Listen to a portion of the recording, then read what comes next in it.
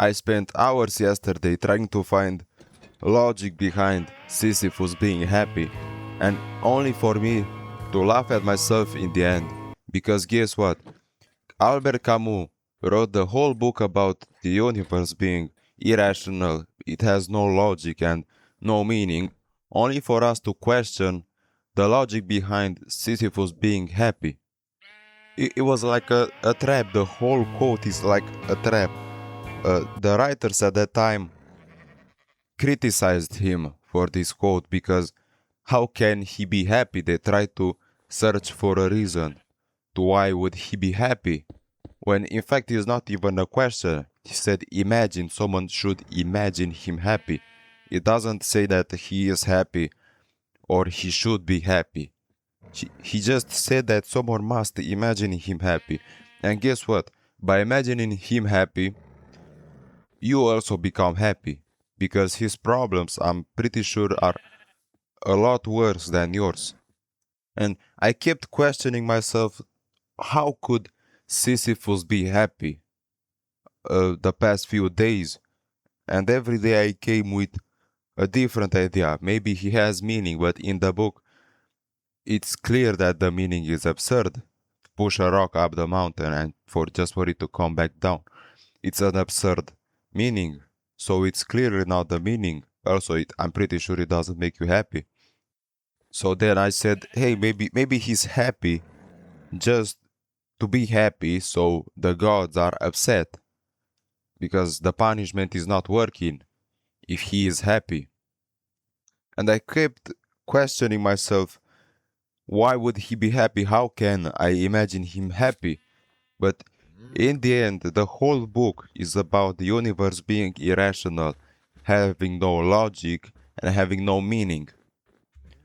And then we question the logic behind Sisyphus being happy. We're not supposed to find the logic behind it. The whole book is about life having no logic behind. We pretty much all fell into the trap. Even though I'm reading this book and I still wanted to watch some videos. I watched some videos on YouTube. They said, yes, he's happy because of this, he's happy because of that. But I still couldn't find the reason of why would he be happy. Yes, there are a few things that you can add. But like I said, meaning is not one because it has no meaning. Well, he does have a meaning, but it's absurd. His meaning is to push a rock. It's not something that would make you happy even if it was your meaning. And keep in mind, Sisyphus was extremely intelligent and clever. He pranked death twice.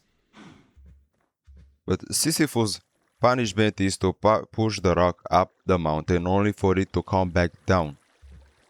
So he can accept the absurdity of the situation.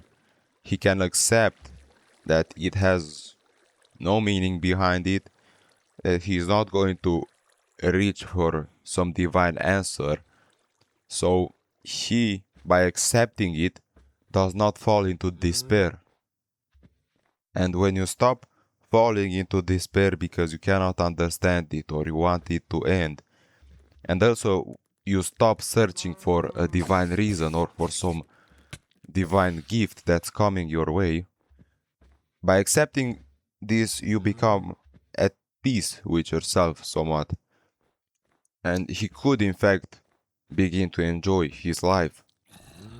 He could, in fact, begin to be happy to some degree. But like I said, we should imagine him happy only for us to be happy because his problem is a lot bigger. He has to do something like that for the whole life. Whole life it's pretty small. For the whole eternity, he has to push a rock. I'm pretty sure your problems are way less important than his. And also, like I said, Camus did not want us to find reason behind his happiness. He just wanted us to imagine him happy for us, to accept the absurd and find happiness in it.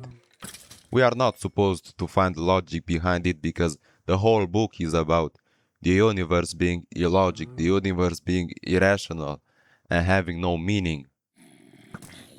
I try to make him happy by referring to us, humans. A lot of the times, and a lot of us live paycheck to paycheck, month through a month. And we suffer, we fall into despair often because we have those bills to pay and we live pretty bad. But we still find ways to be happy. And he could also find ways to be happy, Sisyphus, because we as humans find ways to be happy in the small things. Maybe when we're happy when we go have a drink with someone, with our girlfriends, etc. And that's how he could also be happy. Maybe one day the rock is easier to push, one day it's sunny, one day he could enjoy the small things and be happy. But like I said, Camus did not want us to find the logic behind Sisyphus being happy. He just wanted us to try and imagine him happy so that us can be happy, so that we can be happy.